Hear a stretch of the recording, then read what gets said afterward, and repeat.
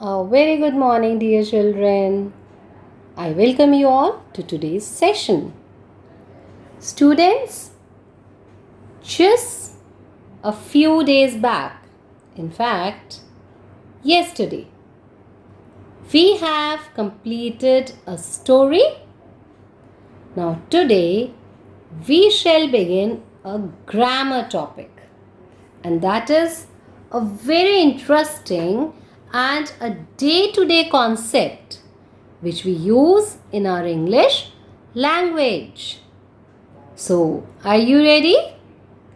Now, before I actually tell you the topic, I want all of you to listen to some sentences which I speak.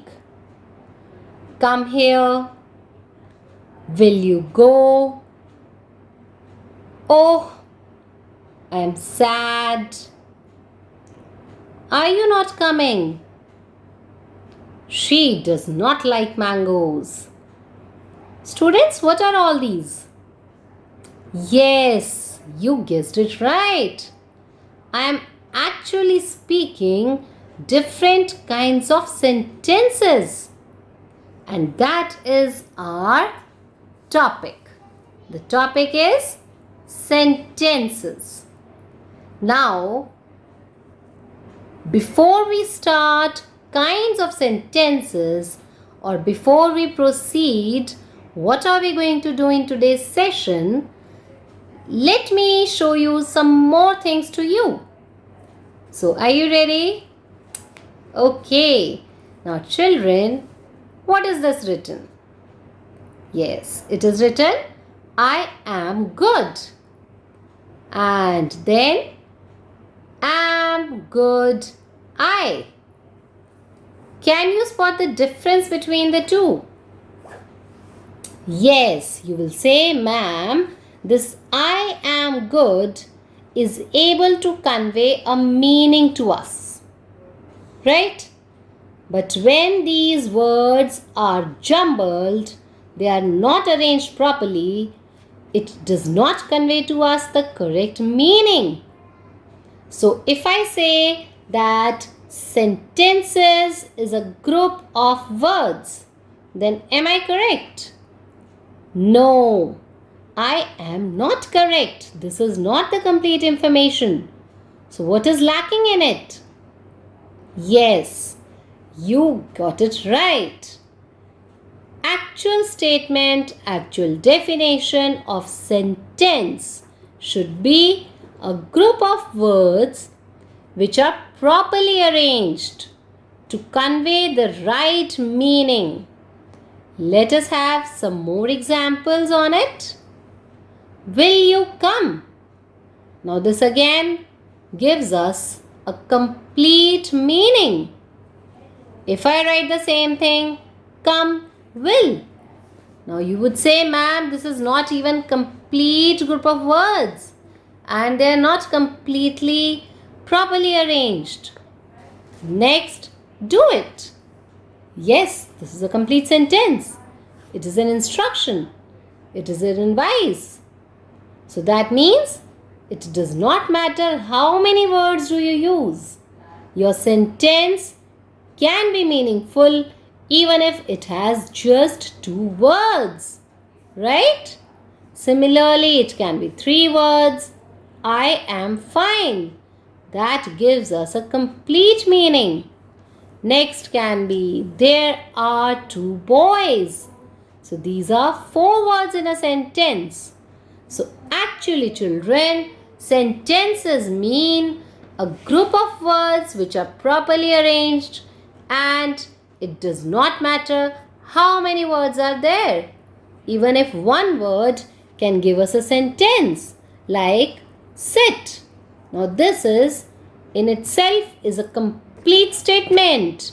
It tells about an instruction. Okay? So to begin with this topic, we should be very clear about the meaning of sentences. And I hope I have explained it well to convey the right meaning. Now the next thing which we have to cover in today's session. should be the kinds of sentences. Let us begin. Children, the first kind is assertive sentence. Now, what do you mean by assertive sentence? Students, assertive sentence means a statement. Okay, it can be any kind of statement that gives a complete meaning. See, like this is a bank. Now, this is a positive sentence or a statement. Next can be I come here daily. Alright? So, any sentence which gives a positive or that something talks about a subject, it makes a statement. And such sentences belong to our first kind, which is assertive sentence. Alright, children? Some more examples can be I live in Mumbai. We are friends. So we can write we are friends. We can say this is a park. Okay? My friends are coming. We are enjoying the picnic. So where we make positive communication of ideas, that gives us an assertive sentence. Now, let us see the next category, next kind of sentence. Next kind, students, is interrogative sentence. Now, interrogate means to ask a question. So, any sentence, this is our second type. Any sentence that helps us to ask a question is our interrogative sentence. For example, can I come? You are taking a permission. You're asking something. Right? Is this that box? This is again a question. Alright? Will you come? Again a question. So when we are asking any question, and remember every sentence has its own punctuation mark as well. Assertive sentence ends with full stop. Interrogative sentence always ends with a question mark. Alright? Now let us see our third kind of sentence, which is imperative sentence. Now what do you mean by the word imperative? Imperative sentences are those sentences that express, that shows any request or an order or a command, an advice or suggestion. Like we normally listen a very common instruction in library. What is that? Do not talk. Keep silence. Right? So these kind of sentences, open the door, close the door, walk carefully. These kind of sentences, they are actually our imperative sentences, where we are talking about requests or any advice or any suggestion. Now, main thing which you should understand, children, that in assertive or interrogative sentences, we have a subject. But in imperative sentences, the subject sometimes is not stated, is not clearly mentioned. We assume the subject to be you. Okay? Because when you pass an instruction, definitely there has to be a listener. So we assume, we imagine this thing, it is implied that the subject is you. So without actually mentioning the subject, we write our sentences. Okay? Like please close the door, do not waste your time. All these kind of things, all these kind of sentences, they belong to this category. Now next category which we have to learn is exclamatory sentence. Now what is an exclamatory sentence, children? Exclamatory sentences are those sentences that express sudden or strong feelings. What could be the strong feelings? It could be a strong emotion of joy. It could be sadness. It could be a surprise.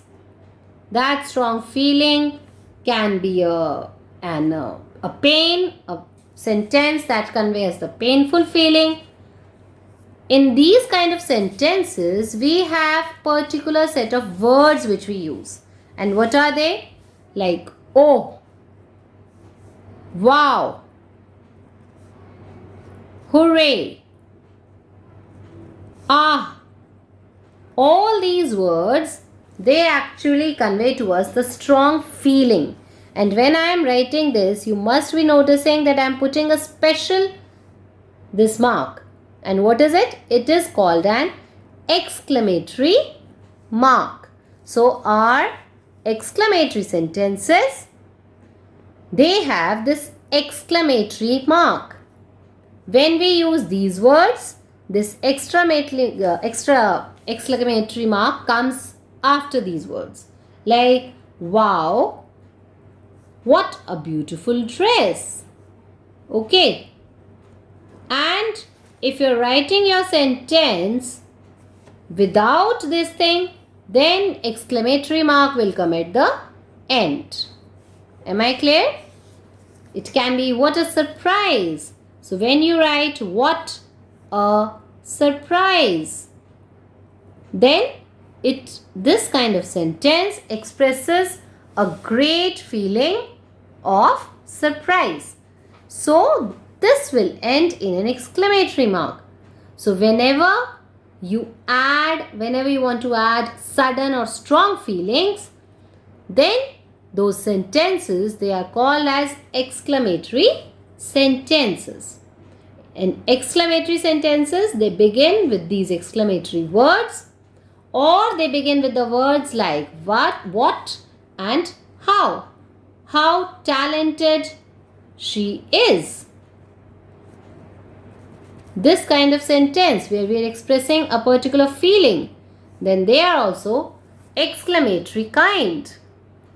Alright children, so to have a recap, there are 4 kinds of sentences. One is your assertive sentence, that is a statement. Then comes interrogative sentence, which asks question. Then come imperative sentences that put forward request, command or advice. And finally, exclamatory sentence that expresses strong feelings of joy or sadness or surprise or pain or an achievement. Okay? Exclamatory sentences, they make use of exclamatory words, or they can even begin with the words like what or how. Now children, we have learnt how to actually see that a sentence should look like. A sentence is just not a group of words. It is that group of words which are arranged properly to convey the right meaning. And the kinds also we have seen. Now we have to study how to change the sentences from one form to another. And for that, let us first of all begin with assertive sentences.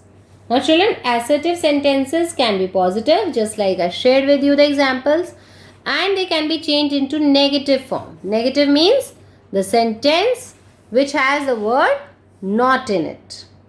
Let us try some examples.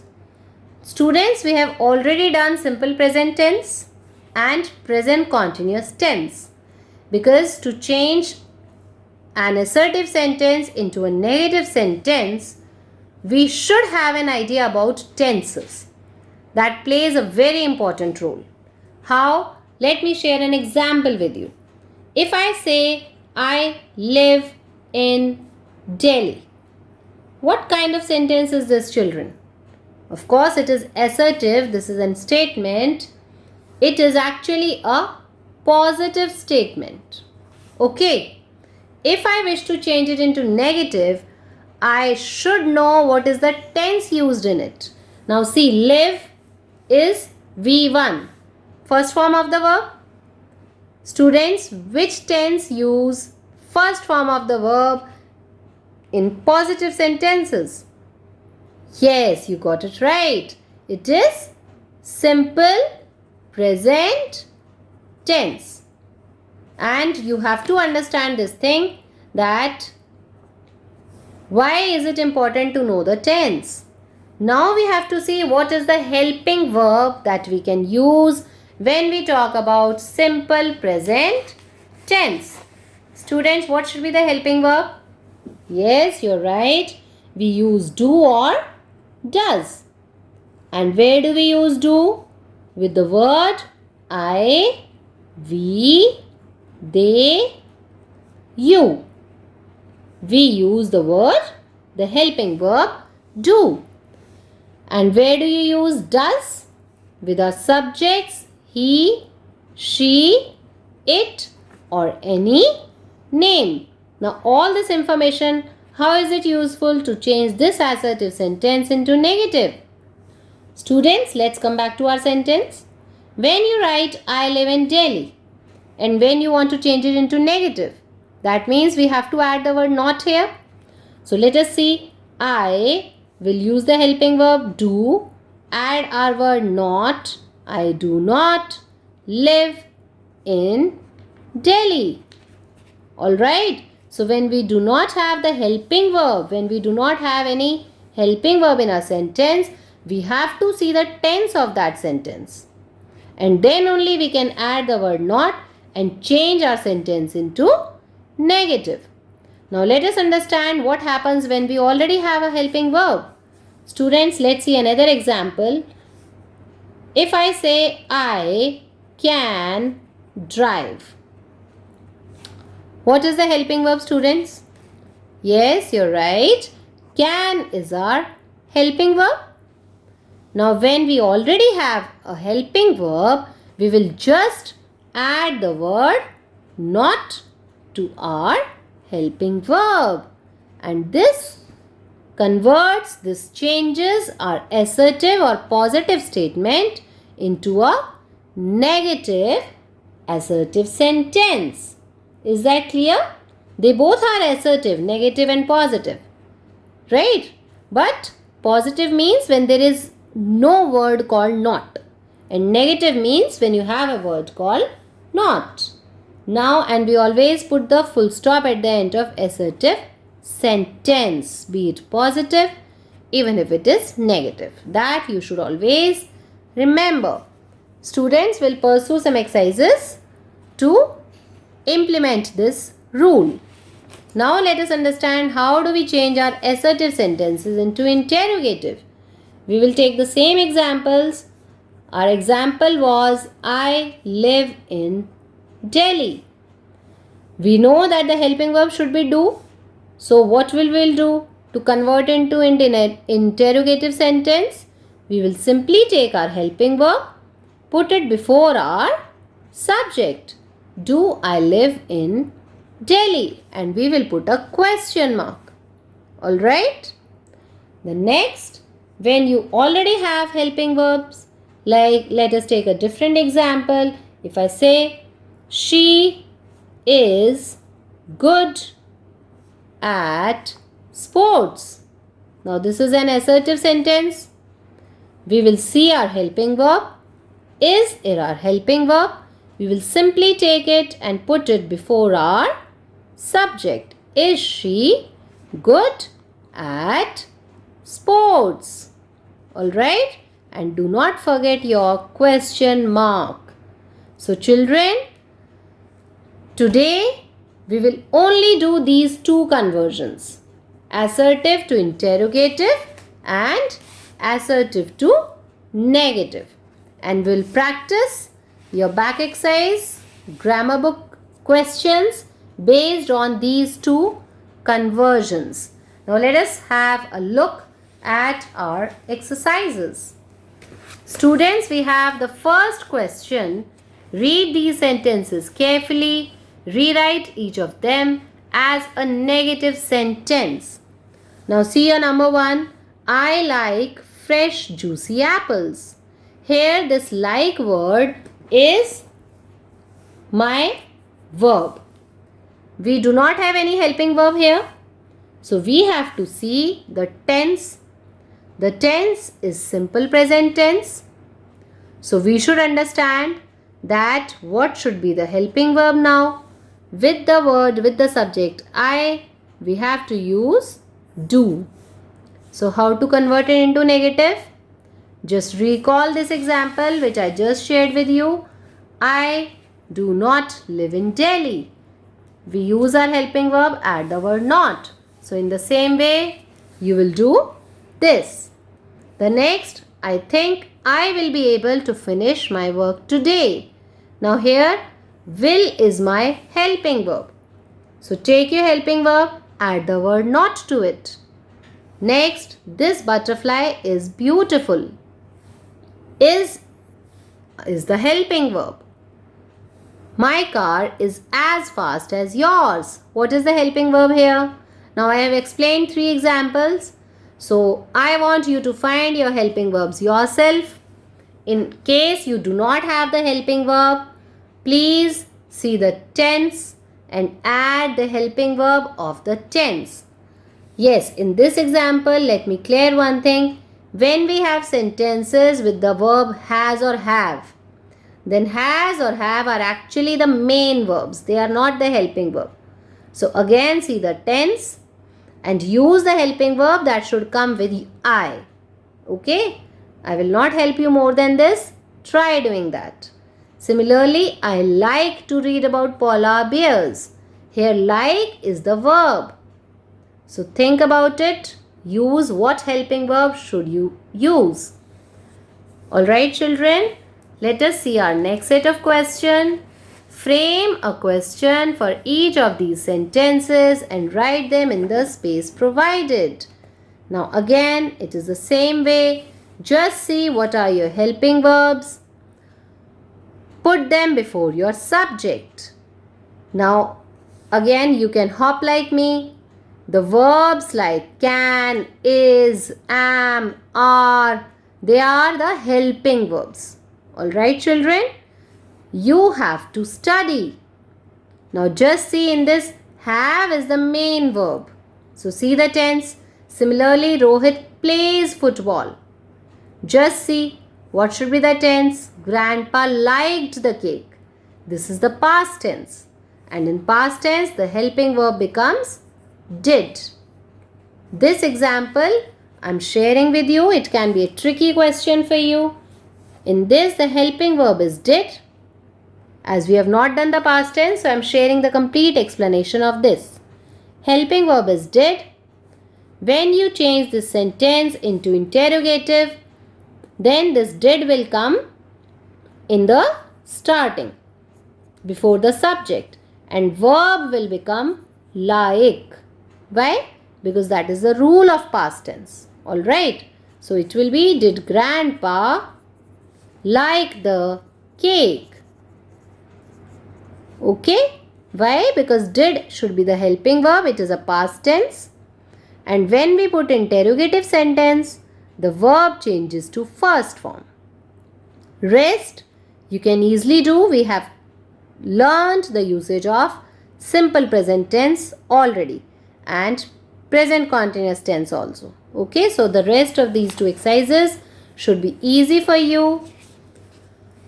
Please go through the explanation that I have shared with you and attempt the 2 questions.